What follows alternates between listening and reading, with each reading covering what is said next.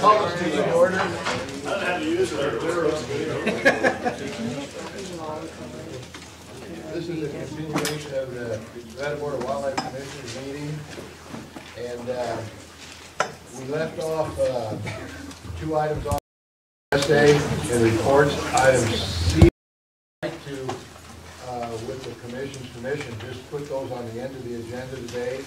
If anyone has any objection to that, or is that okay? Then we'll just put the 2 reports that we skipped over at the end of the agenda today. And I want to welcome everybody again. And we're going to have a pledge led by the director. I pledge allegiance to the flag of the United States of America and to the republic for which it stands, one nation, under God, indivisible, with liberty and justice for all.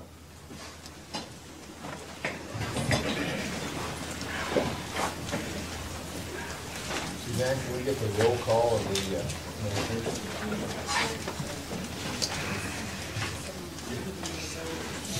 Chairman Lynch. Present. Commissioner Capurro. Here. Commissioner Calvin. Here. Commissioner Hell. Here. Commissioner Coburn. Here. Commissioner McDuff. Here. Commissioner Morai. Here. Commissioner Rain. Here. And Commissioner Walls. Here. All for the county board. Let's have a roll call of the county advisory board. Stand up and name and who you represent so Suzanne can get on the record. Thank you. Ken Wellington, Elko County. Bill Yannick, Carson City. Paul Dixon, Park County. Rick Smith, Washoe County. Jim Jennings, Lyon County. Bill Meyer, Lyon County. Craig Burnside, Douglas County. Anybody else? Thank you. Welcome. Next item on the agenda is member announcements. Any commissioner have any announcement? I've got a couple of them. Go ahead, Commissioner Rain. Thank you, Mr. Chairman. At the last commission meeting, I had asked a question. I'd asked for a list of all trips that the director's staff had taken to attend professional meetings both in and out of the state. And when we talked about justification of that the last time. And also a list of all non-endowed professional organizations, titles held by staff. And I have not heard anything back on that at this point. I assume that's forthcoming at some point. And that was it. Thank you. Let me go on there. What exactly is it that you're requesting, Commissioner Ray? I'm sorry, I wasn't at the last meeting. Okay. I'm trying to understand what you're requesting. Okay. Would you submit, I'll read it again, would you submit to the commission a list of all trips your director and staff took to attend all professional meetings, both in and out of the state, and a list of all non-endowed professional organizations titled held by staff. And this was talking about the budgetary constraints that have been across the state. I had many questions from different people about, things that the state's cutting back. And I just wanted to clarify where NDOW was in this with state travel and state travel, as state travel, things have changed, where we are, and under the budget oversight authority of the commission. It should be reasonable. Thank you. Finance committee will come to that or not. Finance, that's on the finance committee. Thank you, I would think that that would certainly be within, it's a budget item, and so yeah, I would think that would be something that committee could do with. And we'll need some time to compile that.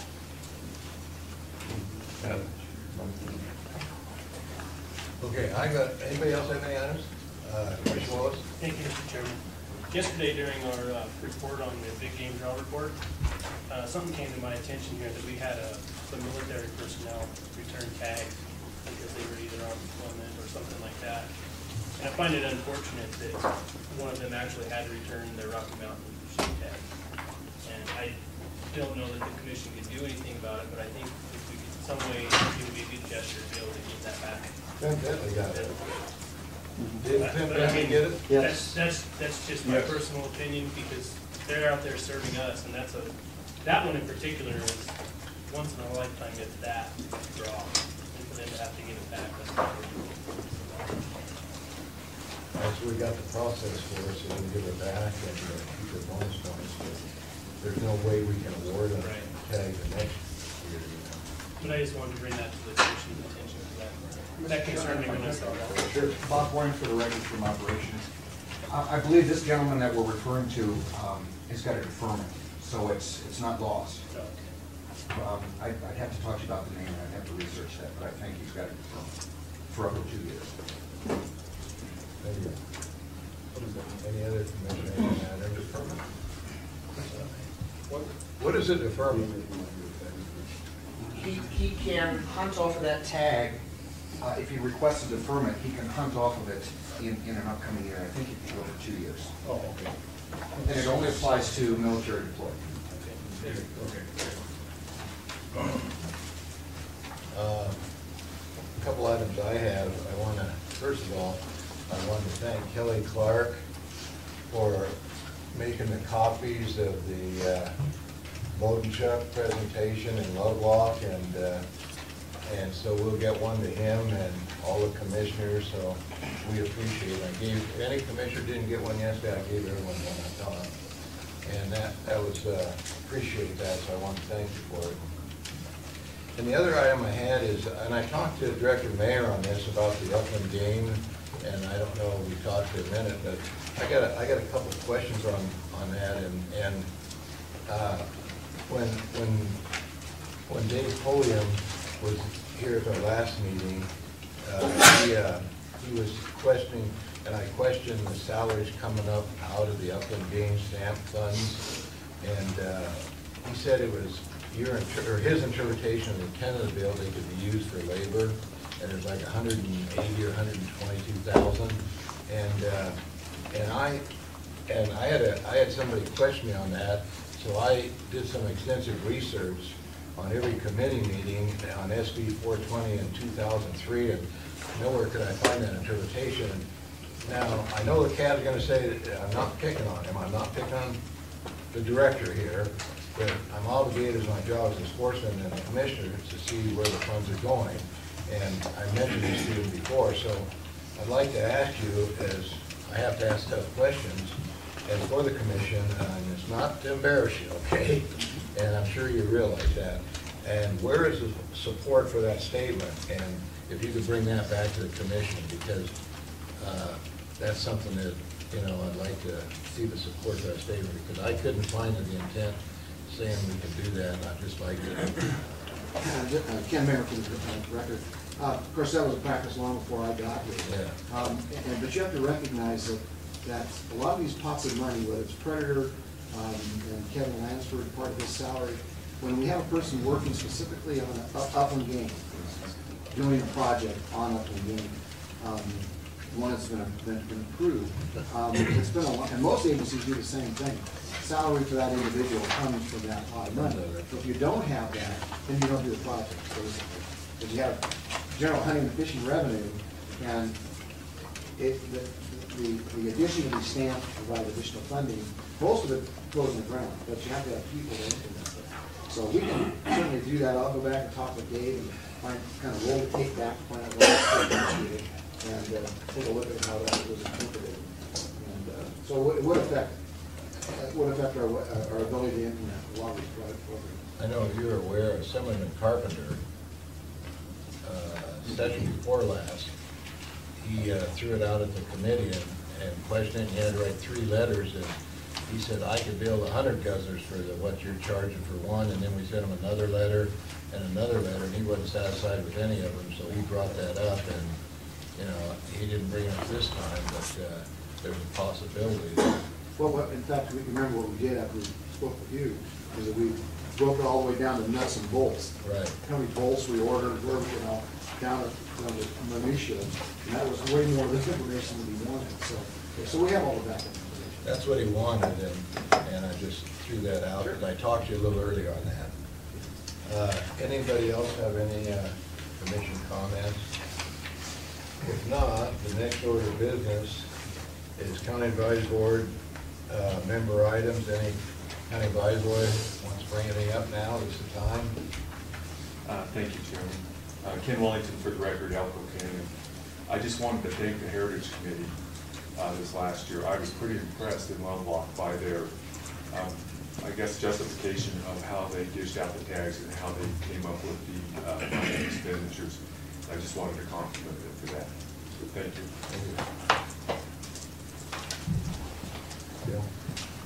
Juliana Carson, Advisory Board.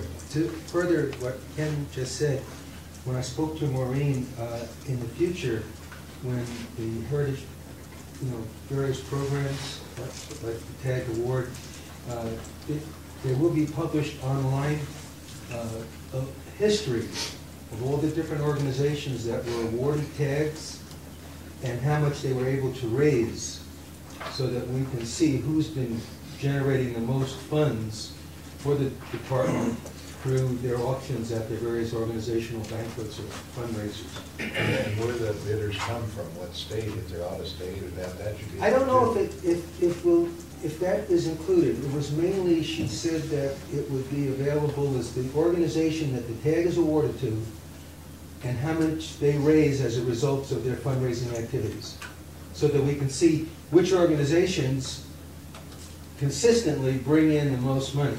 And I think that adds justification to what the Heritage Committee did last year when they look at who the tags were given to. They were the people that brought in the most money from a historical standpoint. So, but we didn't have that data unless you specifically requested it. Now it's going to be available for everybody to see, so it kind of supports the decision that our Heritage Committee made in their last round of decisions. It'd be nice to put the guys in, because the same guy out of the state bought them in numerous years in a row, so they were a lot of out-of-staters, so it'd be good to put where they're from, and it's the same guy from Arizona buys them too. It'd be good to put that in there too. We'll have to find out if the people want to have their, an information public record. Yeah. It's just a question of, do we want to, put the spotlight on the people who are the, have deep pockets and they're, support wildlife to that extent, because it makes them a mark for a lot of other issues. Okay, thank you. Hearing no more comments, I'll call for public comment. Anybody in the public wants to comment, it's limited to 3 minutes, and we've got to make sure they fill out a card. Do you have any cards? Public comment, start with one from Miller Building. Is that public? No. We had Cliff Gardner, is that public? Paul Dixon, public comment. Speak on all items. Rick Smith, doesn't state. We had Cecil Friedai, public comment. And then we have one more after that one. You might go off on the next. Yeah, thank you, Commissioner Lee. Just real quick, areas of priority here. I think we lost it here. Hunters may lose 25 million acres of western land because of a lawsuit filed by Western Watershed just because of sage-grouse habitat. Idaho, Montana, Wyoming game herds have been decimated because of the introduction of wolves. By the way, I was at a barbecue night before last. 6 different sightings of wolves in Elko County. So they're here. Nevada sportsmen lost 60% of our deer and the millions of revenue to go with it. The federal government is overpowering ranchers, sportsmen, and fish and game agencies. We've lost millions of acres to wilderness.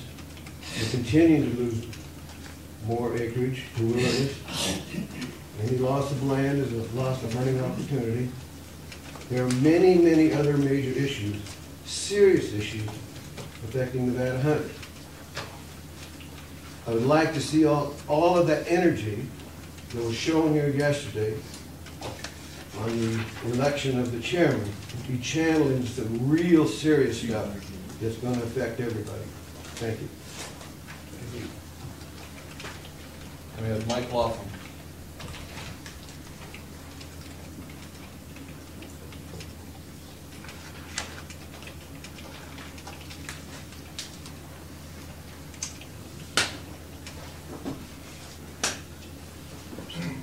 For the record, Mike Laughlin, I'm representing myself. First, I would like to welcome the 3 new commissioners. I think you're going to find this is not an easy road that you're going to travel, but I'm very happy that you're here, and I look forward to working with you. Well, I got to bring up a subject that's kind of close to my heart, and that's ADC, Animal Damage Control. I haven't worked for that outfit for about 31 years in 9 western states. And I think that these people probably are getting the short end of the stick in the bat. I don't think a lot of you understand what it takes to be an ADC specialist and be able to go out day after day and determine what's going on out here on the ground. And I think that the NDOW is missing a great opportunity not getting together with these kind of people and sharing information. There's more and more work being done for the protection of game, and there will be more. And I think that Mark Jensen and his crew should be applauded, not treated like some low-life coyote trapper living out here in a sheep camp somewhere. So I would think that this would be an opportunity to put 2 agencies together and share information. These guys are doing a tremendous amount of flying. I'm sure that they see things besides what they look for in the coyote. And I would really, really think that you should really stop and maybe say, why don't we put these people together? Why don't we share this information? You know, this combat biology that the people involved in here makes absolutely no sense. No sense at all. It's we against them, them against us. You're not going to get anywhere. And meanwhile, these deer are going down the tubes. I go to the cows every morning at 5 o'clock. I see the same 3 deer every morning, and that's all I see. And I live in the Ruby Mountains between there and Spring Creek. The deer are gone, boys. They're disappearing. And I don't live on Kitsky Lane. I don't live on Palomino Drive in Las Vegas. I live on the west slope of the Ruby Mountains. I probably know that country as well as anybody in this room. Outside of Cliff Gardner, he was here when it was an anthill. 5 generations of people. So that, I really would like to see somebody put this together to where these agencies share information. This business, because this guy doesn't have a degree in wildlife biology, he don't know anything, is nonsense. It's completely nonsense. Thank you. Thank you. Anybody else? That was all. Okay. I'd like to speak. Oh, Did you fill out a card? as you did earlier, I thought I mentioned his name, but Yeah. For the record, I'm Cliff Gardner. Would you say- I think the people can hear me here if it's all right. Oh, I see. You want to put it on the record? All right.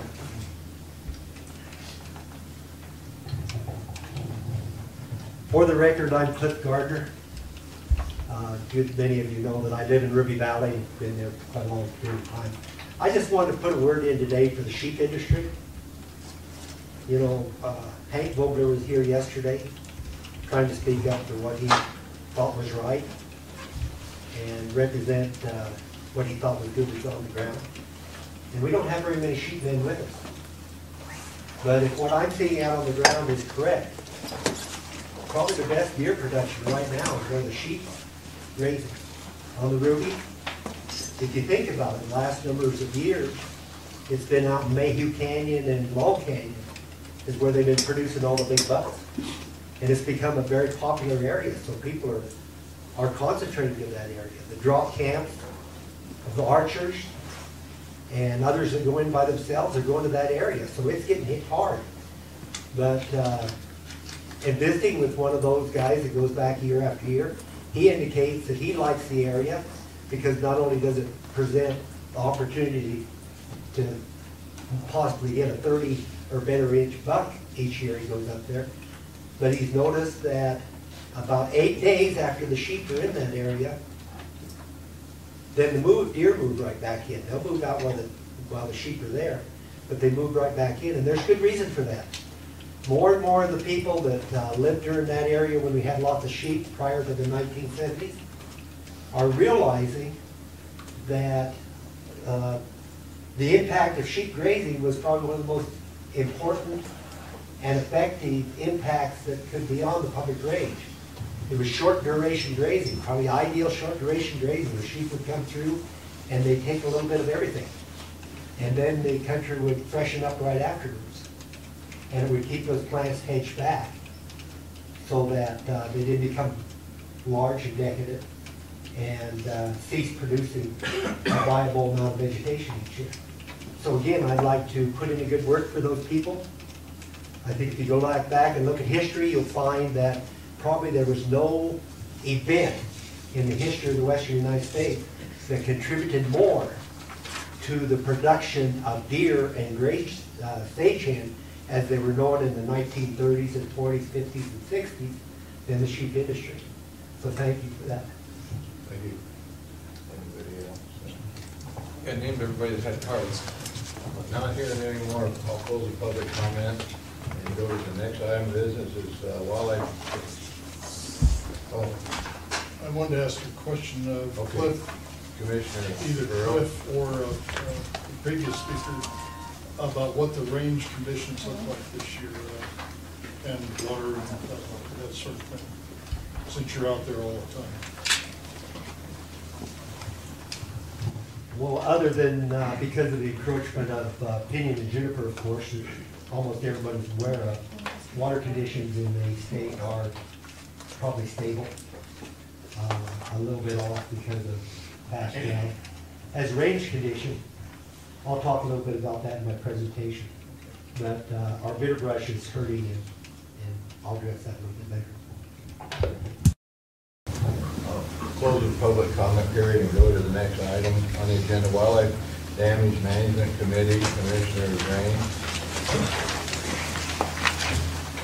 Thank you, Mr. Chairman. We have a series of meetings, went over projects. Does everybody have the latest copy of the plan? Kevin, would you like to come up and give an overview of what we got? And changes since everybody got the last hard copy? For the record, Kevin Hansford, Nevada Department of Wildlife. Sorry. Do you have any extra copies by chance of that? Okay. When was it updated? When did you do the last change? The last changes occurred just after our meeting in here on July 24th. So and there's actually been some more changes just this morning. Wildlife Services, if you turn to the last page, there was an estimated June expenditure for Wildlife Services. What I did was they had charged for 11 months, and I took those 11 months and divided it up, that total charge divided by 11, and estimated the June bill. I got the June bill, and the estimate was 25, and it's 45, so our starting balance is about $20,000 less than what we thought, but that doesn't affect any of the projects. There was still enough money in there to cover all the projects that are listed. So instead of our starting balance being approximately, because it still changes a little bit till September when we get all our final numbers in for 2009, but changed our starting balance from $652,000 to $632,000. But like I said, since we still had a carry forward, a little bit of a carry forward to 2011, it didn't affect any of our projects. So I guess Commissioner Raines, if there's any questions. Most of the changes, and everybody needs to know about the latest changes. I don't know if everybody got the last draft of it, but then we had, more the changes that came out of our last meeting.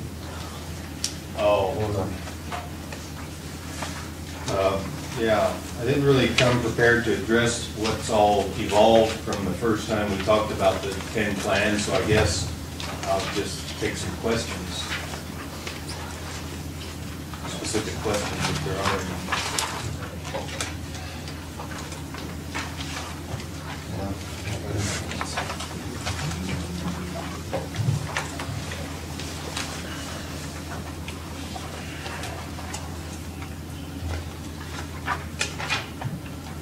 Let me go over some of the changes that came out of the last one, and then check, make sure they were implemented into the latest draft. Go back over it.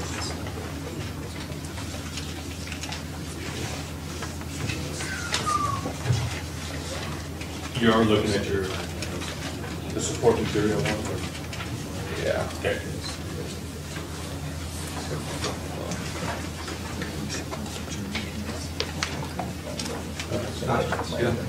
It looks like the one issue with the administration fees, the duplication issue, I can see that that's been fixed.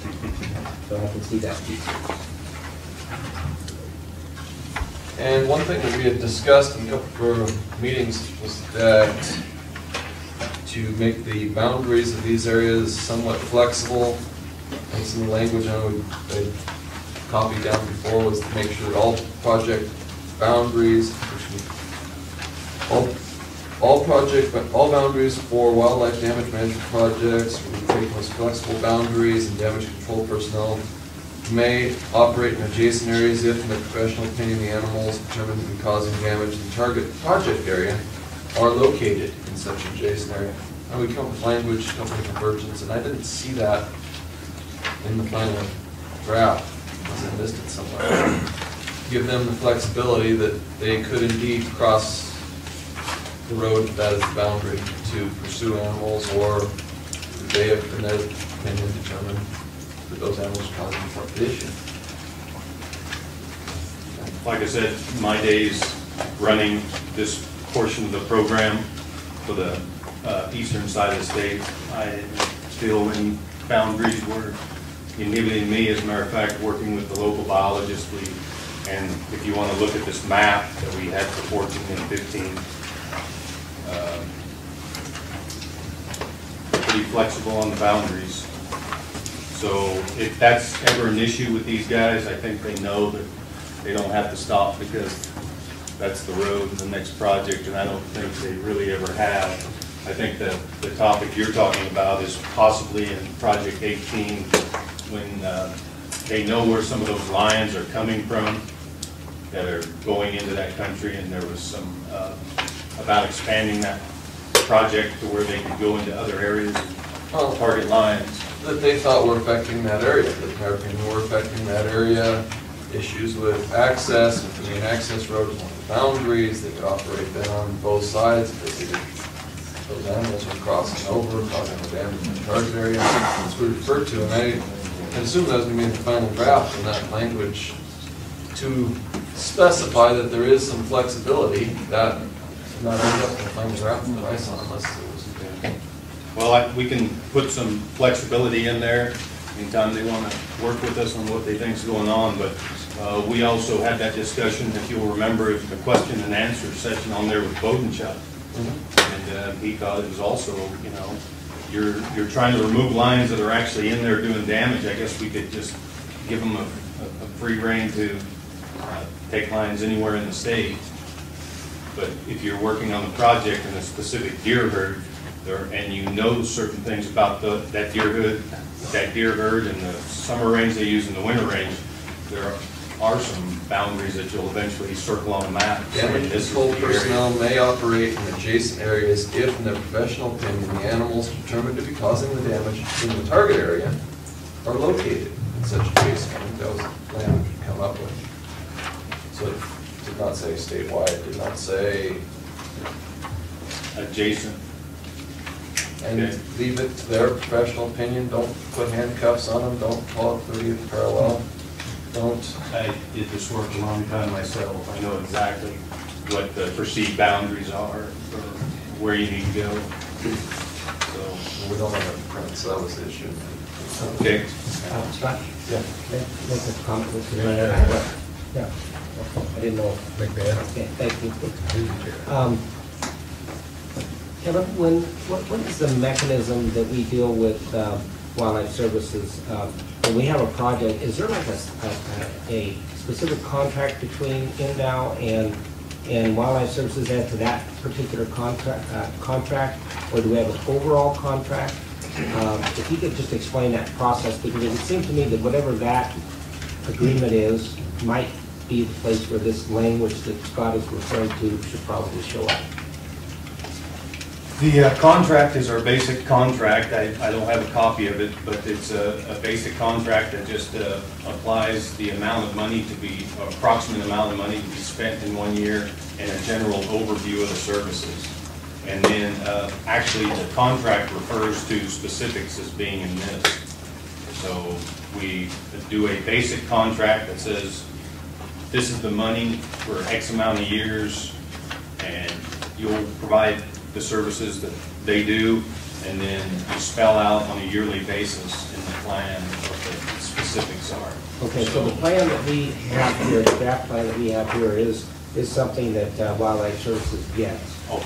Okay, and so I think I would feel more comfortable if we did have the written language in there, because if we do have a situation where we have a project and Wildlife Service goes out of the boundary, I would like that there be something in writing that shows that they have the authority to do that from this commission, and I, just so we don't get anybody that, you know, starts accusing Wildlife Services or the department or the commission of going beyond, you know, their authority, you know, and that's obviously not the intent. This is specific. I think Scott's correct. It's specific. It says if we have a project and we have a particular animal that is causing a problem, if he goes outside of that boundary, that we're not going to stop at the boundary. I think that's really what we should be doing. And I feel more comfortable if we have that in there. In their work plans with the Forest Service and BLM, they're pretty generic too. They don't specify areas, but, you know, I mean, they work where they need to work. And I thought I had the flexibility when I worked there, so unless something's developed that I don't know about, the wording's easy, you can do it, but I don't think there's been any attempt to handcuff them at all. I didn't feel handcuffed when I ran it. So, but the wording's easy, sure.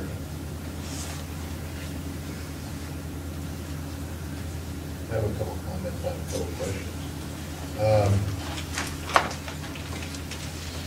I asked a couple of questions at that meeting, and one was matching federal funds, and I think Mark Atkinson said it takes 2 to 3 years to get matching funds, federal funds, and why we're doing that.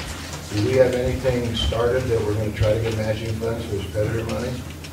Yeah, we actually appointed or designated $25,000 for a predator project in, I'm hoping to push it in Area 16. And it's $25,000 for some intense monitoring from Dr. Conover from USU, well respected in the field, works with the Berryman Institute. Wildlife damage management is a specialty field. And yeah, so I'm familiar with that. Yeah. And you said on the $25,000, though, you could probably get it within a year. So I think that I said I was hoping. I think we should try to get it for, instead of, and not just the monitoring, but for the other, you can use it for different study groups. So instead of just this, to the extent you have matching money available, I'd like to see the department try to match for other projects besides this $25,000 study, because like Commissioner Wallace said, at the end of a year, if they don't get matching funds, then it's not going to be refunded. And understanding that the only way we can match funds is for studies. Right. So, not for predator control. So. Not for shooting predators. That's correct. So it has to be, the concept needs to be, it needs to be a study. Right. And if predator control is part of that study, certainly is a why not? So. Well, the study could be the stomach context of the lion, too. Could be. No. Huh? No, I wouldn't. That's a research study. As part of a right. Exactly. To see if they're sagebrush. The other question, I'm sorry. I apologize. The other question I had is, you know, the communications on this was so bad, and if you look at the minutes, you know, Mike Laughlin, unheard comments, the communications when I was in the Reno office, I couldn't hear Commissioner Macbeth, and he couldn't hear somebody else, and, you know, we're trying to conduct a public here. We've got to have better communications, or else, you know, my committees I sign, I want to say, we're going to have face-to-face. We can talk to men on the moon, and I'd like to see if we get some better communication. Tina Nappy was there, she left, and I left because I just couldn't hear the rest of the meeting. And Yeah, part with, you know, we have so much money for equipment, and frankly, when you go to Elko, try to hook it up, Yeah. The technological problems are beyond what our budgetary and technical problems are. I mean, frankly, it's, if we have it in Reno, and we've got the technical equipment there, it works a heck of a lot better. Well, that's something committee members should know, and if you're gonna have a meeting in Elko, it's gonna be real tough to get a good telecommunication committee meeting, because it is, you know, this is a public meeting, and I like to, you know, when you can't hear, and if we have public sitting in Reno, fortunately Tina was there, and so, but she left, and I left shortly after, so she's aware of it, but if it would've been. Well, it creates another problem with the recording. It was Yeah. so poor that Kevin spent hours and hours trying to reconstruct based on. I worried yesterday, if something happened, we don't have a backup, what would we do? Yeah, so, but it's just something for the committee chairman, if they have a meeting up here, they're gonna have to realize there's some limitations, and you might wanna consider face-to-face meetings. Commissioner Rain? And, Mr. Director, you know, if there are problems, and, you know, perhaps if you need some technical assistance, interesting, I come from a very small county where we routinely have meetings over long distances with tiny communities, and it's nearly perfect. It's amazing how good and how clear. Come to state meetings, and it's terrible.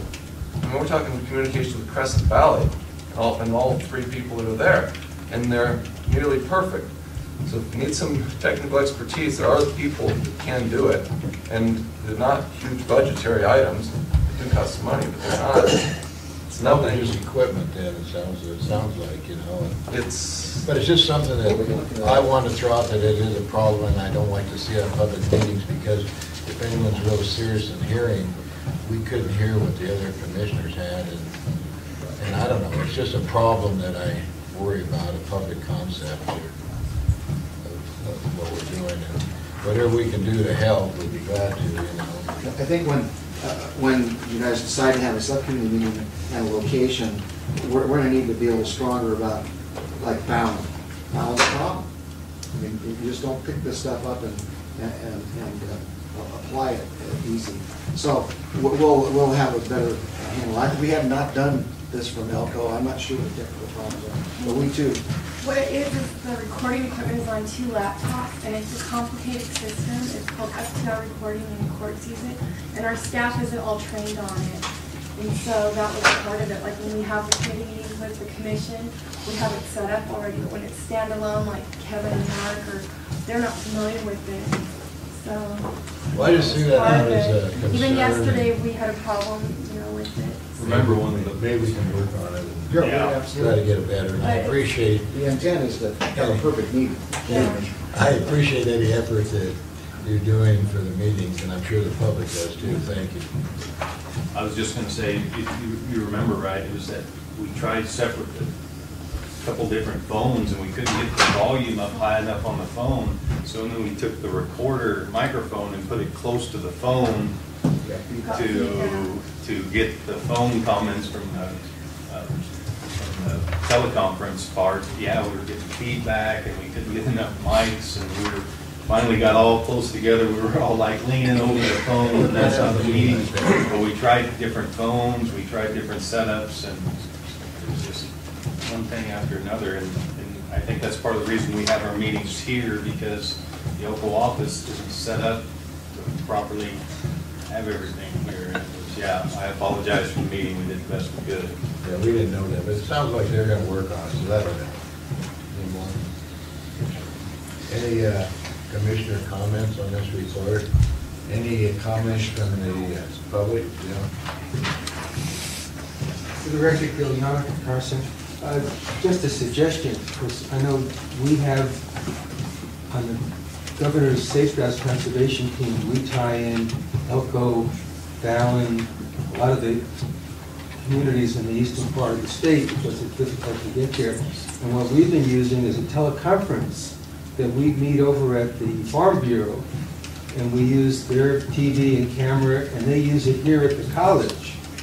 They let them come in and go into their audio-video department, and it's been working great. We can hook in 2 or 3 different sites, and then select which site wants to talk. You can view everything and hear everything. So I don't know who's paying for that, whether the Farm Bureau is throwing it in, or the University Extension Service do that. 'Cause I did another one last Monday with combination of Western Nevada College and the Extension Center on the public information course on finances for folks that we do every week, and we did the same setup. So the state's got a great system for communicating between all their a lot of their sites, particularly the universities. So maybe UNR or the Extension Center and some of the outlying university extension centers would be an ideal place maybe to consider setting up for these joint teleconference meetings and do it by video conference. Thank you. Mr. Chairman, we've looked into that, and we know where they all are. First of all, you get bumped. You have the problem with open meeting laws, when you say you're going to have your meeting in a certain place, and then 2 days later, kind of like what they did here, okay, we're not in the right room, it creates problems. So we're well aware of it. We'd love to have all of our offices, quite frankly, with teleconferencing ability. That's the long-range goal, but it's a budgetary item at this point. Commissioner Burns? Yeah, we used, when I was running the association, we used video conferencing.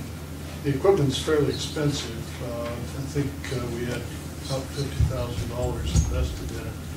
But the offset is you don't have to fly people in and put them up and this sort of thing. And if you have at both ends of the state or any place else, and that by now, many areas of the state have the ability to do that. And I'm sure some of these businesses would be willing to donate use of those services for a good cause. Whether they consider this a good cause or not, I don't know. But that's really the only way to run a meeting anymore, is by video conference. And we also look at some internet things where you can log on, get on the internet, and be able to do things. Everybody has a camera, but once again, Go to meeting.com. Yeah. we don't use that at work. It actually works quite well. There's also one called WebEx that you can go to. We use it. Well, I'm sure they'll look into that. For the record, Ken Wellington, Elko County. Again, I just wanted to say I attended the July meeting for this the Wildlife Damage Committee, and I appreciate the work that the Damage Committee does and staff does. I was very impressed outside of the telephone problem. But outside of that, I just wanted to compliment you guys on the work you do. Thank you. For the record, Paul Dixon, Clark County. I also wanted to compliment, even through the technical difficulties, what was nice for us in Clark County is at least one of the commissioners was on that damage control thing, and he could fill in the blanks that were in the minutes that came out, and I had full sympathy for you. It was like, holy crap, how did you carry on a meeting when half the time you couldn't hear each other? The question I had for the commission is, and again, this is coming out of ignorance from my part a little bit, so I'll apologize if it is a simple answer, which is, when we were talking about being able to go over boundaries and chase animals that are known to be predators, how does that, if we're going to put that language in, how does that apply to the actual state boundaries where you have California, Utah, Idaho, and surrounding us around there? How does that, if we put language in there, what happens there? I just wanted to understand that. That would be, as it says, in their professional opinion, they know where they can be, they know where they can't be. If it's a reservation, if it's a military range, they know their abilities. We don't need to be second guessing. They have their internal policies.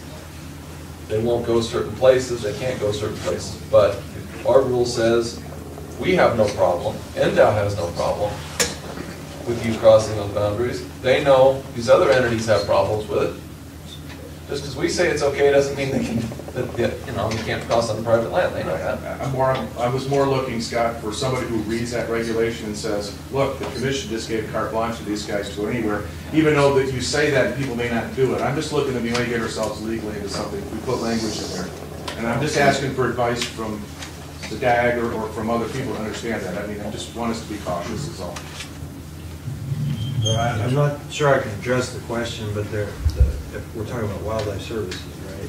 And they're federal employees, so the state has no control over them, and since we don't have any control, we don't have any responsibility.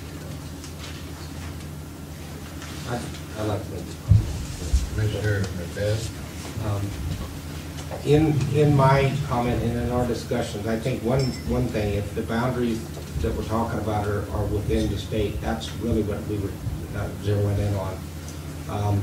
If there is a line that crosses in the state of California or the state of Oregon, I would assume we're not going to be, and if it's a mountain line, I would assume we're not going to be, we're going to cut the chase because those two states do not allow citation of mountain lions at all in the case of California, or with dogs in the case of Oregon, as I understand it.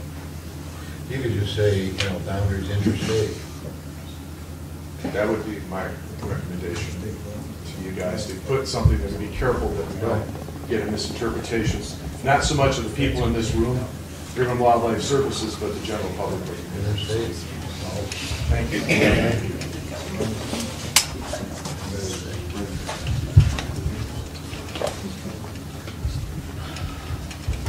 Rick Smith, representing myself on this. Page 29, talking about Project 25 in Area 16. And this might be, you know, really kind of not so big, but I talked to a couple people about this and they got pretty riled. And it says, I think it's Mike's Conover, is that right? It says, during the hunting season, bow, rifle, muzzles, or I will contact hunters by leaving questionnaires on their parked vehicles, waiting for their return, or visiting them in their camps.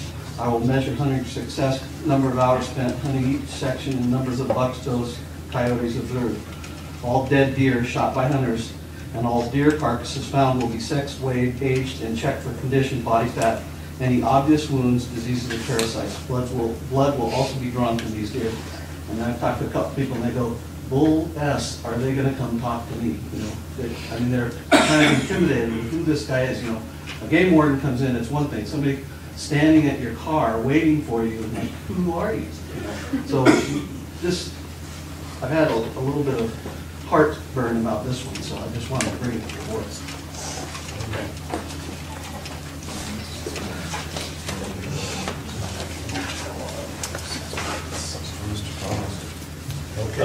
Kevin Lansford. Sure, we can talk to him about that, but they've done, you know, some of these, and you're right, I can see where there may be some concern there, but basically it's just a research guide trying to run into some hunters in the field. It's done in other states, but if this is too intrusive, because I think we've already kind of taken out some of the stuff since we don't have the deer study portion. Part of this was still in there when we were having Dr. Kelly Stewart at the UNR portion. They were going to do a lot of deer research. He was going to help them with that deer research by doing this. So this is probably not even needed now for the study that it's been reduced to. This was to help out with the second part of the study. We didn't get financed, and that was for the very intensive deer study we were going to do in there. So that can be taken out. I can see where it's a little unnerving. Thank you, thank you. Any other public comment? If not, hearing none, I'll move on to the next item. Comes action. Oh, I'm sorry. Next time, I'm going to refer back to Commissioner Rain. I would like to move we approve the fiscal year 2010 predation management plan following addition that we insert into the beginning, just behind the summary of the plan.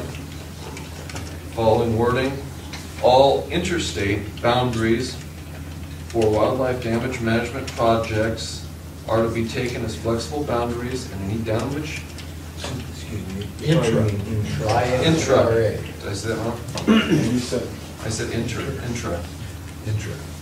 Thank you. Just like I had it written, not as I was stating. Thank you. All intra-state boundaries for wildlife damage management projects are to be taken as flexible boundaries, and any damage control personnel may operate in adjacent areas if, in their professional opinion, the animals determined to be causing damage in the target project area are located in such an adjacent area. I'll second that. We have a motion and a second to approve the accreditation management plan for FY 2010. Any discussion on that? Mr. Cabot? Did you want to remove the language that Kevin said was unnecessary? Or is it? It's a code check. Connell, I'm sorry, wrong guy. Nice. Professionals next. I'm just processing the motion. Kevin? I have the authority to remove this section right here if you want me to remove it. I meant we'll talk to Conover and we won't do body condition stuff. Yeah, striking the section, which section am I striking? Page 29, last paragraph of the ungulate surveys. Is that okay with you, Rick? Great, thank you. Striking page 29, last section of the ungulate surveys. On page 29, last paragraph of ungulate surveys of that section. And I'll second that amendment to the motion. Is that an amendment? It's an amendment. Okay. We got a motion and amendment. We're gonna vote on the amendment first. All for the amendment, say aye. Aye. Opposed? Hearing none, amendment passed.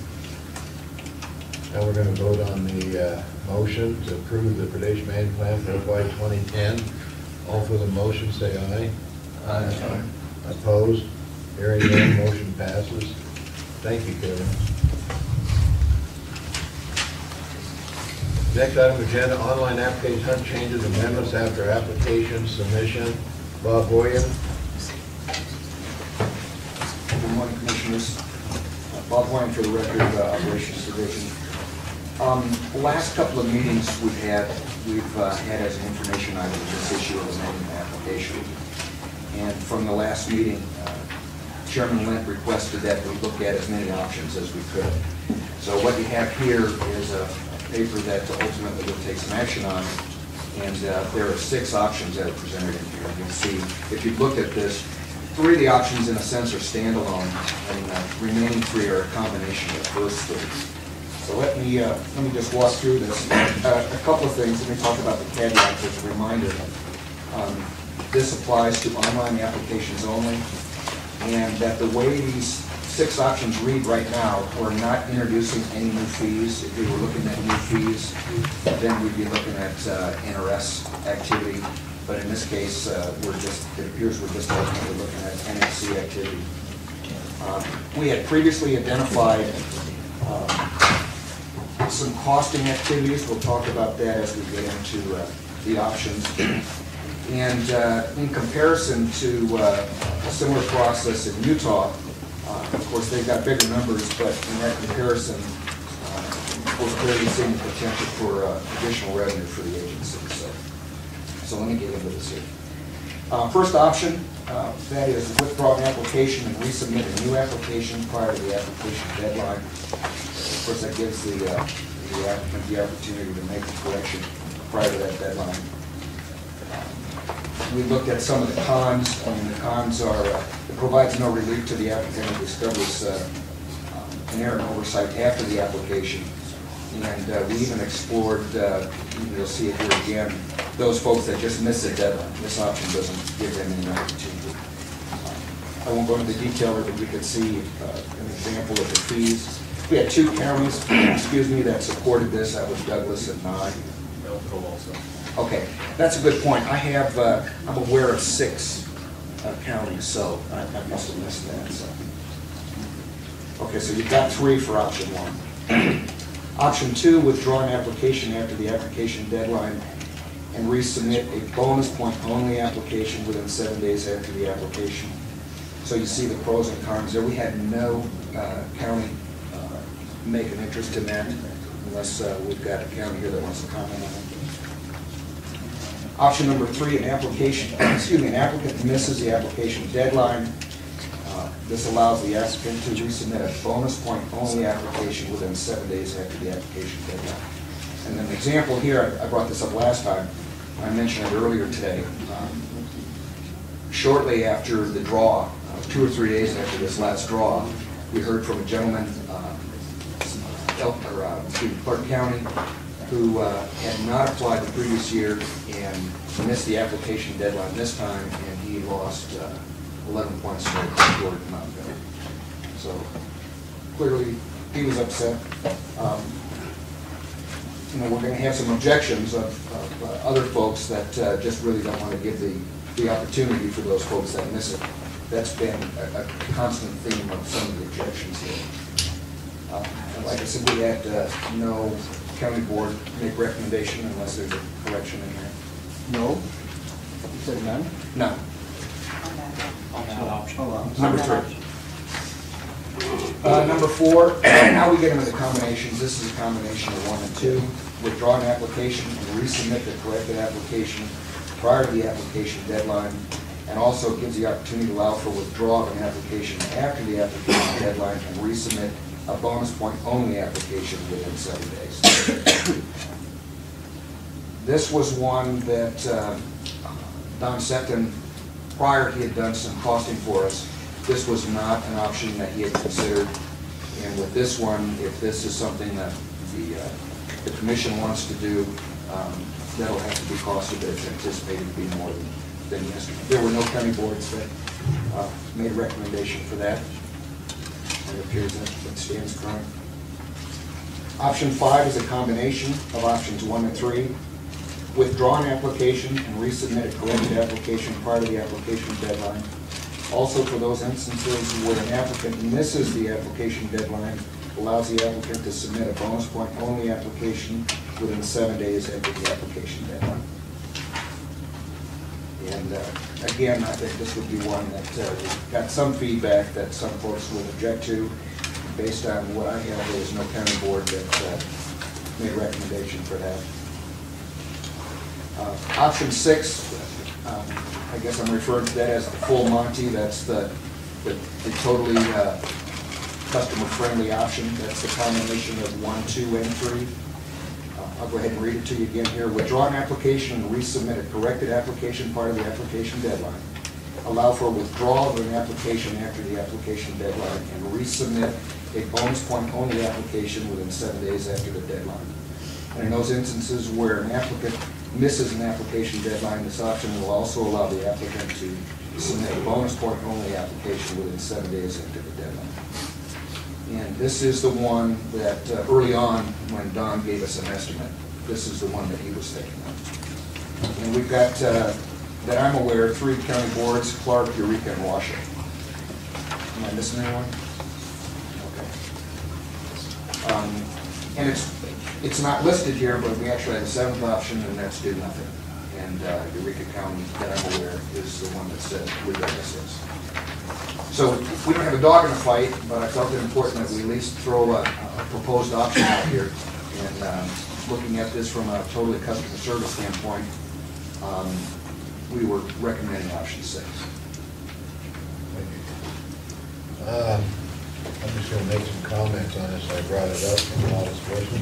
The original intent of this was not to penalize anybody and not to make any money for the department. Basically, if a hunter, and there's a lot of different scenarios. I told the commission last time about people that put in 1 choice on an archery and they didn't draw it. If they would have put in 3 choice, they would have got one, and they want to do it. People put in for the wrong areas, sheep areas, and they wanted that some way, and they said, you know, I want to redo my application. There's no resources to do that. And we made some changes in the Rocky Mountain, areas where we put the non-roads and stuff like that. And a lot of times people don't read them, but just to make it user-friendly and the basic concept, and there's a lot of these scenarios that we gave you, Bob, to bring up with, just somebody could forfeit their application, reapply, pay a new application fee. You guys, it's a win-win for systems because they get another $5 or whatever, and you get a $5, and the hunter's happy, they can resubmit it only online.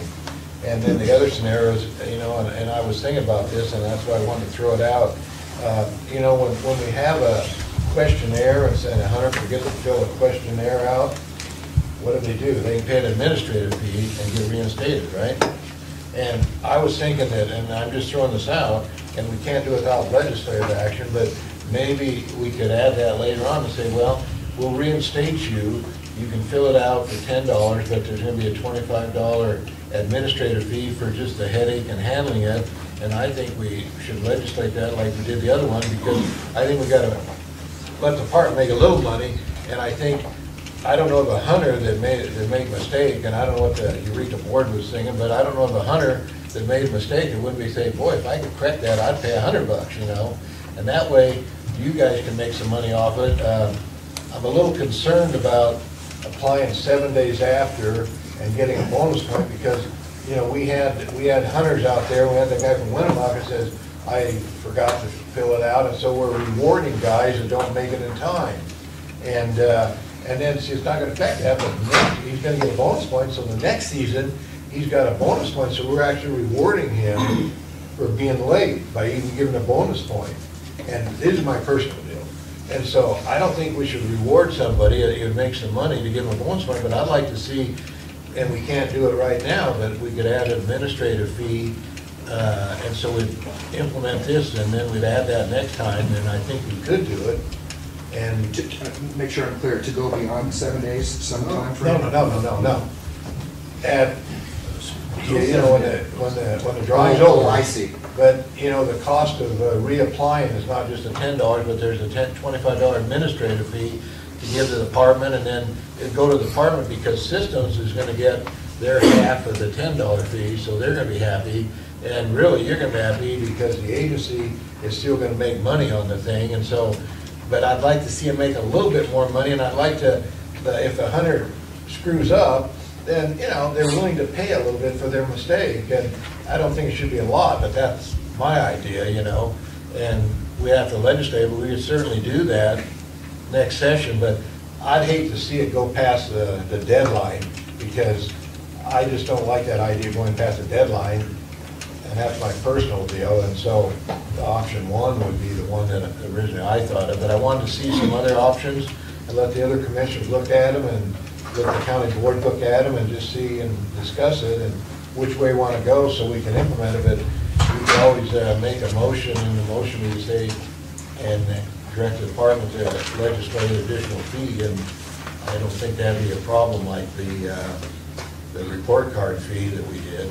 And I'd like to see the department make a little money, and I don't know many hunters that would be willing to pay a little bit extra to go back and correct their application. I'm just speculating, but the gentleman that I referred to with 11 goats wise, I think he probably would go for that. Well, we're always gonna have hunters that have that problem, but that's why when Darrell was on the tag allocation hearing, I think he's one that came up with it. If you forget 1 year, you don't lose your points, but if you don't apply the second year, then you lose. It gives a flexibility. If something happens, the guy forgets it. If you forget 2 years in a row, I thought it was the third year. Yeah, Mr. Chairman, if he forgets to file, he loses his points. No. 2 years. 2 years. Well, if he doesn't file 2 years. 2 years. One time, 1 year, okay. Okay, so he files late. You don't automatically give him another point. He just keeps the ones he's got. The way it is Can't right file now. late Right now, Can't file late.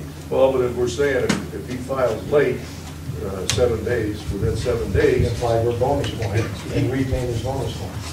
he keeps the ones he's got, but he Right. doesn't get an extra ones You can because. apply for one. He does get an extra one. He does get an extra. That's one of the options. Well, that's one of the, it doesn't have to be the option. That's correct, that doesn't have to be. It would seem to me like he wouldn't deserve another point, he'd just keep the ones he's got. So that's one That's one of the options. Commissioner Burrow? Yes, I actually like option 6, but I have the same concerns as you do. I don't understand why we'd give them 7 days after the application, because all the rest of the provisions require that it be in before that period is up. So, I would be in favor of taking the 7 days out. If they waited until after the application deadline, they're just creating more work for you. I like the concept of being allowed to make changes. I have no problem with the purchase of bonus points, but I do with having a different deadline. Well, that's where option 1, then it sounds to me like you're interested in option 1. If you're not interested in this, in the 7-day opportunity after the deadline, there are some options in there that don't address that. And option 1 really goes back to, I believe, where this started, was during the application window, if someone identifies a problem after a submission, they can come back in, withdraw that application, and resubmit. The resubmission could be bonus points only. I'd like to ask Don Stephen to come up and tell us how it goes off in Utah, because I think Utah does this. Utah does it. They basically use the option 6 methodology, and they started off with extending the deadline for bonus point applications for a completely unrelated reason. And that was, for those of you who apply in Utah, you know they've changed their application period, I think, 3 times in the last 4 years. And they moved it earlier, and they were afraid that they'd get a big pushback from hunters who had thought after 2 or 3 years in a row of being able to apply up until a particular date, all of a sudden they discovered they were a week past the deadline and couldn't apply. So they thought, well, they threw a bone to them of allowing them to apply after the deadline for a bonus point only. And I thought it was the world's worst idea, but they were, you know, the boss, and so we did it. And I have to be honest, it turned out to be a very good thing on multiple levels. First of all, it eliminated the roadblock or bottleneck that we have right at the deadline. In other words, a guy doesn't get in a panic 10 minutes before the deadline trying to get his application withdrawn and a new one submitted, because he can say, I can take care of this tomorrow, I'm only going to get a bonus point, but it doesn't matter, I'll withdraw my app and I can get a bonus point. And that's bigger than I think we may have communicated. It is a real problem. We're fighting people right until the deadline saying, hey, I want to get my Hunter Ed in, how can I apply? I got to apply online, I have no other alternative at this point. I can't get you a FedEx because it's going to come tomorrow.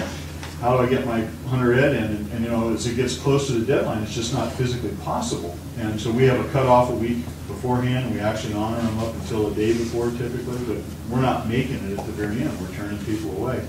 And we have this, you know, 3,000 applications in the last hour is what happens. You know what that's called? Plan ahead.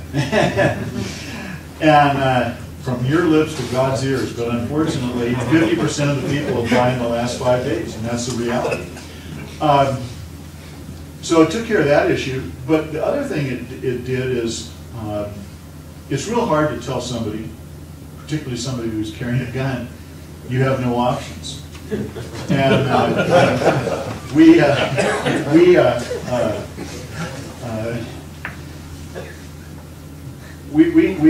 some real problems with customer service in the first couple of years trying to figure out how to deal with a lot of really angry people. In fact, Daryl, and I think you were there when we first won the bid when we had the orals, and we were asked, how are you going to deal with these customers on the phone?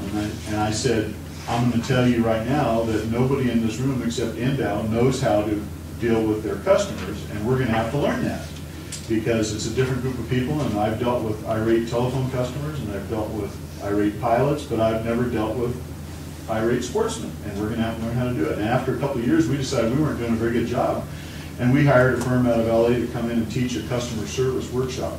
And one of my takeaways from that was you can't leave people without options. And so it's really key that when somebody comes in and says, what can I do now? Okay, I admit I made a mistake, or I admit I missed the deadline. you have to provide options. You can't just say you're out of luck. However satisfying that might feel to say, you can't say it. And so we've always said, well, there's another draw, maybe there'll be some doe tags left over, maybe there'll be the odd archery tag left over. This was something in Utah that completely, almost without exception, eliminated the complaints from people who said, yeah, I wasn't aware, I tried to get in and couldn't, because you could say, hey, you got 7 days now, you can try and apply for a bonus point, and at least you won't lose.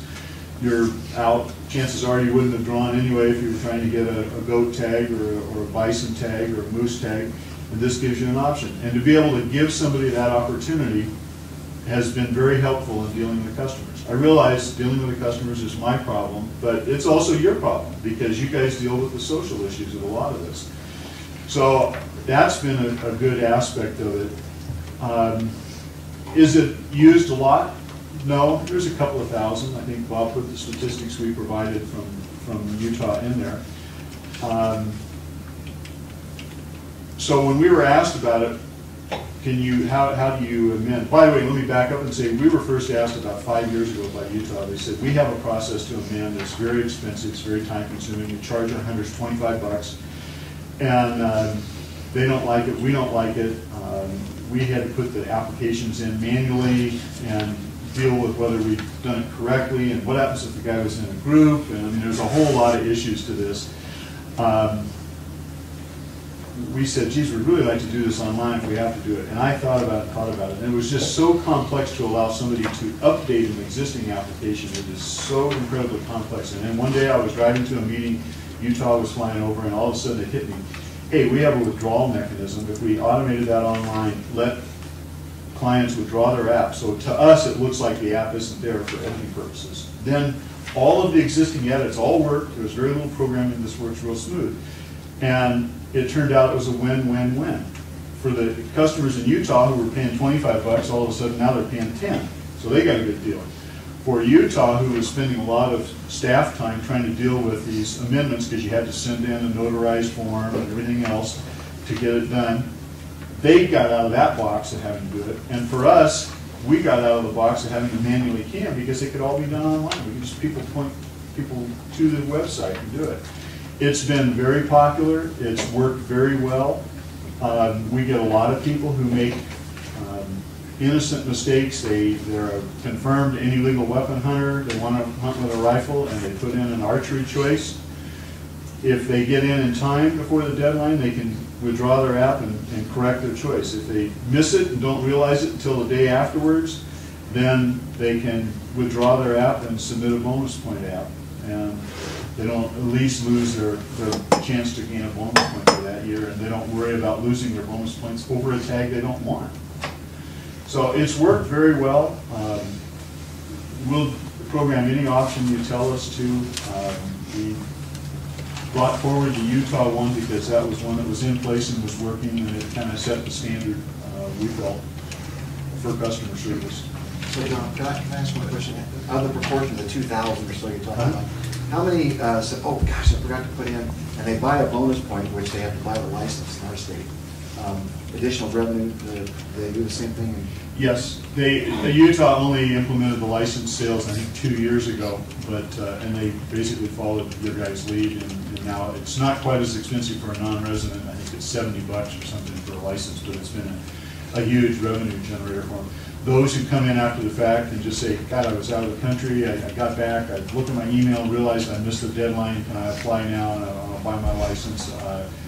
That might be a third or a half of those people that are doing it, and the majority are folks who made a mistake and are trying to clean it up. Already paid us, but there might be a little revenue enhancement on, if we extend it past the 7 days. Now I got another question here about changing regarding bonus points for military. Armed service members who are deployed or stationed outside Nevada, can we defer or keep accumulated bonus points until they return to the state? Right now, the way the system is programmed is that if you don't apply for 2 years consecutively for a hunt that's offered, we'll zero your bonus points. can that be changed, and can it be changed selectively? Yes, it's wholesale changed in the Utah system. They don't have a 2-year window or a 3-year window. You keep your bonus points forever. So obviously, that's something that we've already programmed. If we were to try to tie it to military status, we'd need to record some information that we're not recording right now in the application hunt system, so there'd be more cost associated to it than just simply taking it off the table. This morning at breakfast, Commissioner Rain asked, had we ever looked at how many people abandon and lose points basically each year? And it's an interesting question. We never have looked at it, and that's something that we will look at. I'm always intrigued when people come up with new ways of trying to slice the data or look at it, but I don't know how many people kiss off bonus points each year in the sense of they've gone 2 years and haven't applied. We hear about the ones where the guy makes a mistake and forgets to apply, and then he complains the next year, gee, I don't know how I did this, but I missed 2 years now and I've lost my points. But I don't know how many thousands of people do it intentionally or don't complain about it. We only hear about the ones who are complaining. Do military people frequently, are they deployed out of the state for over 2 years and they lose it? I don't think so. The typical cycle, and Bob probably knows this better than I, but the combat cycles we're seeing are a lot of times now 6 months, and then they're back, and then they end up getting rotated out again for another 6 months. You know, it's not the Vietnam era 13 months and then you're home and don't go back basically unless you want to. These guys are getting recycled and recycled, and the problem is they've been so short that they're cycling them on the hunt season. You know, in the sense that the guy's gone for 6 months during the time when he can apply and hunt, and then he comes back, and then he gets orders again to go back for another 6 months, and it falls at the same time of the year. It's really a shame. I personally know a guy who's been 5 times in 2 theaters, 3 times to Iraq and twice to Afghanistan.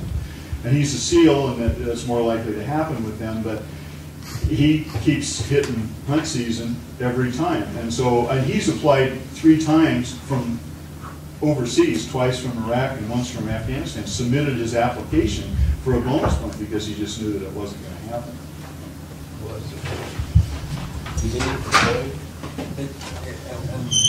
Actually, this came from someone. I slipped a note to the chairman, but a friend of mine, his son is in the Army and has about 6 bonus points or something like that, and has deployed. The Army cycle is about 14 to 16 months, because you have about a 2 to 3 month train up and then 12 months on the ground.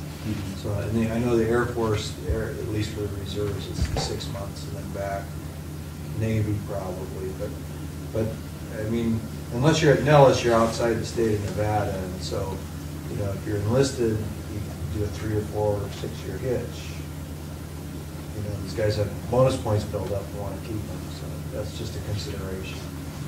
You need more information to do that. Then. Yeah, if you're going to say you won't lose them if you're in the military, then we need to know that they're in the military. And right now, we don't track that information, even for necessarily for licensed purchasers, unless the guy falls in the, he's in Nevada, but he's stationed out of state and he's eligible for the serviceman license. We don't know about it, and that's the real problem. We'd have to capture the information, and then the next question becomes, how do you verify that? Is it an affidavit? Is it something they attest to when they buy it, or they apply? And so, you know, we need to build all of that in. Obviously, the easy solution is to take the route that Utah did and said, you have bonus points forever, you never lose them, and they just don't worry about it. Any other Commissioner McBeth? Yeah, I think the biggest issue about the 7-day period for me is that we may be walking away from some revenue. I don't know how much it is, and I also realized, because we did have this discussion at the park camp when I was there, that, you know, there's a thought that, you know, everybody should have a deadline, and so they shouldn't have any benefit. Now, obviously, they lose the ability to apply that year. They're not going to, the 7-day doesn't apply to being able to put in an application past the deadline. So it's a hard deadline for applications. But it is, the 7 days does allow the opportunity for the bonus points and therefore the sale of the license and the additional revenue. And that's what I like about it, because I'm always looking to get more revenue. I note that Wyoming, if you want to take it to an extreme, Wyoming, you can put in your bonus point application like 6 months after. I think they do their hunts for moose and some of the other, like the deadline is in March, and yet you have like until I think it's the end of September or maybe it's the end of August or something like that to put in for a bonus point, and they get the license sale and the revenues for that. And so if we're only talking about 7 day period here. There's other states that actually go much further, it seems. And so I guess it's the revenue aspect of it that I like. Second thing is that I want to comment on is that I lost my elk bonus points. I did not apply 1 year, but did not realize that the year before I had been rejected. The notice of the rejection came in on the stub of your check. And at that time, I believe it was 97. My ex-wife.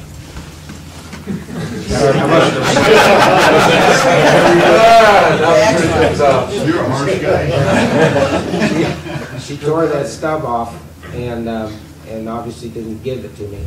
I didn't see that I'd been rejected, and she just filed to reject, and I had no clue. And I pitched the fit, and you guys sent me the copy of what I filled out, and I had obviously made a mistake. I put in for a archery hunt and somehow scooped up, and so it was clearly my fault. But I do feel that it was punitive for me to lose my bonus points. I mean, I did screw my application up, but I did attempt to put in, and the rest of my application was fine. I had deer and all the other stuff, but I did lose my bonus points for elk. Well, first of all, let me just say I live in terror of standing before a commissioner that Thank God it was his ex-wife that did it. Thank God that you had the good sense to blame it on your ex-wife. But I also have to say that I don't think I've ever dealt with a commissioner who hasn't at some point rejected, sadly enough. I know Dr. Lent, we had the money short issue in '95. I mean, I'm sure I could go around the room and all you guys have been hit one time or another. Oh, you have? Oh, well, they're all has. Okay, so anyway, that problem was one that kept coming up. And we had one story that almost humorous, I guess.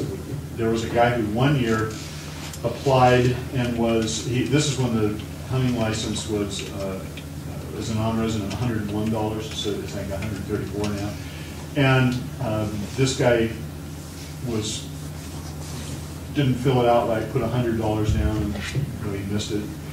And he was money short, and he rejected. And the next year, he sent a FedEx on Monday, and we got it on Tuesday, so he missed the deadline. And Berber after was known as the guy who was a day late and $1 short. But it's a true story, and he lost a raft of bonus points. He was very unhappy about it and petitioned the commission and everything, and there was basically just nothing that could be done for him. But in the year 2000, they changed the rules so that if you reject, you can't earn a bonus point on rejection. For obvious reasons, you could be money short, and why should you get a bonus point? You could not identify a hunt, and we don't know them either. But if you identify a hunt and you reject, it doesn't get counted against you, it doesn't get counted for you. So now if you miss a year and you reject a year, it's really only the same as if you didn't buy your license in that year. In other words, you don't lose the points, but you don't gain any points. But that still isn't, when guys are looking at having 18 points versus having 16 points, that's huge. I mean, the advantage that you get with that many points is much greater as the numbers get out there, because we're squaring. So if there were a remedy for those people, and I understand, I've heard people say, I don't like the idea that I do it all right and you let somebody else who doesn't be on an equal footing with me. And even though he can't apply and compete against me this year, his bonus point gives him the same leverage next year as I would have, and I don't think that's fair. And I don't, you guys, that's the hard question, you guys have to deal with that. That's off 36, or part of one of the options here. And so what you're saying is my situation has now been resolved. I Correct. thought that had been, and at breakfast, I was thinking, somewhere along the line, I thought there was a change that dealt with Yeah, that my got fixed situation. in 2010. Because I see a difference between someone who makes the attempt and tries and in good faith and screws up versus the person who just doesn't put in. So did your predecessors, and they corrected them. Commissioner Wallace. Thank you, Mr. Chairman. This is the way I see it. I've been on both sides of that coin. I've missed the deadline, and I've also put in the wrong information. And to me, a mistake is a mistake, whether you miss the deadline or you put in the wrong information, because if you're being careful enough, you should go back through and check it before you submit it. And to me, option 6 works because it covers both options, because really, each person who made a mistake is just in a different way. So to me, option 6 works because it helps out the entire gamut of people out there. Instead of, if you leave it just for the people to change or fix an application, then you're benefiting the person that still made a mistake, but also made the deadline. So I mean, I can see it both ways. I would prefer option 6 for that reason. Commissioner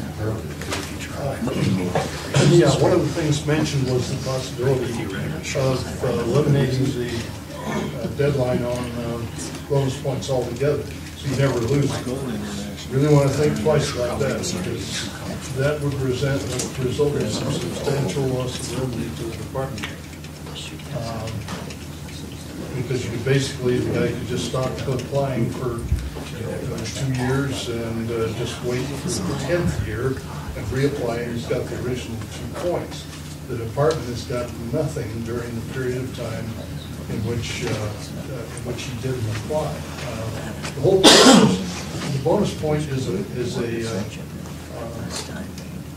I won't say it's a gift, but it's a privilege that we allow for in the regulations. And so I think that privilege needs to be pretty tightly controlled. Commissioner Rain. Thank you, Mr. Chairman. I mean, first look at this thing, I look at, well, most of the things under option 1, most of the concerns are covered with the regulation of return of tag for any reason. There are some that are not, but most of them are covered. Then I start thinking about different options, and it comes down how strict we want to be. It's a customer service issue. These are our customers. Some of them are sending in applications that if we would give them all the tags they want, they would be spending thousands of dollars. Residents, many hundreds, non-residents, many thousands of dollars every year they want to spend with us. We need to treat our customers in the nicest, best manner we can. I mean, a customer comes in the store and it's 10 minutes after 8 and closed, I guess I would like to go slam, go home. You open the door and say, come right in. They are a customer. You've got to treat your customers right, and they will be good customers forever. Otherwise, they're going to sit there and say, those lousy, rotten. I'm going to go. They do have options. People have options for hunting in life. They can go to another state. They can do other things. And a lot of these people live in other states. Well, a huge chunk of our revenue lives in other states. We slam that door in their face too many times. This guy with 11 bonus points, if he's out of state, odds are he's going to spend, say, whatever. Like I'm going to wait another 11 years. I'm going to be 200 years old by the time I get tagged. As it is now, I got to wait 11 more. What option do you like? So, the most friendly, number 6, I dislike number 6 for a couple reasons, but it is the most customer-friendly option. So, balancing it out, customer-friendly, number 6.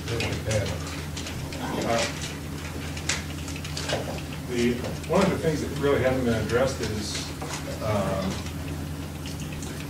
like on the deer tags where we don't have the option to reallocate them when someone drops out. If they're able to pull that application at the last minute and either apply for something else or just do the bonus point only, that tag gets to go to another hunter. And I see that as a big benefit that nobody has really mentioned. We're losing, we're probably losing a few of those now with being able to turn the tag in after the fact and not reallocating the deer tag. So with the number of people we have that would love to have a deer tag, maybe it's a handful of people, but there again, you made a handful of people happy. They're not even going to know about it necessarily, but it puts another guy out in the field. And so I like it, and I like the most user-friendly, as user-friendly as we can get. That's where I think we should be. So Let's turn it over to the public, the county boards, and see what they have, and then bring it back to the commission after we hear the county's comments, and then we can discuss what